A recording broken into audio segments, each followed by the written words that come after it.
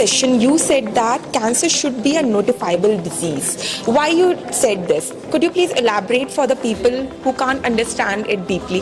So if you look at a couple of years back, communicable disease like tuberculosis were notifiable with a simple intent to understand the magnitude of the problem, and based on the magnitude of the problem, frame guidelines to ensure there's awareness, diagnosis and treatment options available, and that you get into a stage of actually bringing down the burden of the disease.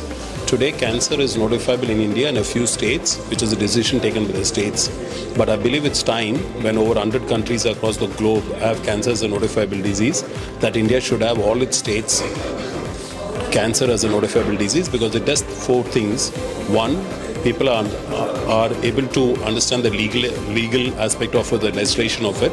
Second is, it creates a framework to make sure that people follow a framework from the time a disease is diagnosed, or if you have a incidence or you have a death. Third, you create policies and guidelines to ensure that you address the issue. Fourth, based on that, you do review before the notification, after notification, how is the burden reduced. One more thing, sir, that in the session you said that people go to non-oncology doctor first. So how can we tackle this situation? How can we make people aware of that? So if you look at India, and if you look at an age of communication, which is much before a forum that you are representing from your magazine, people used to watch what is called as mass communication, which was theatre. Okay. Or which was movies. And if you look at the first movie in India, which in some form, which was iconic, spoke about cancer, it was a movie called Anand. And if you look at that movie, you will find Rajesh Khanna was the protagonist. From the starting of the end of the movie, lives his life and lives his life to the fullest. But if you see that, the doctor who's been identified and the doctor who's been showcased is not an oncologist. He's a general practitioner or person who's not specialized in the disease.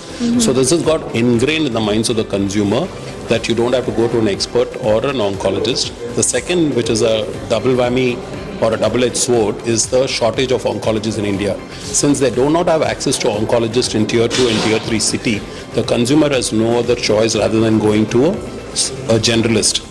It's time to actually identify under the screening and awareness program, how do you get specialized doctors or oncologists who can be accessed through a nationalized program. Okay, thank you so much for telling all this.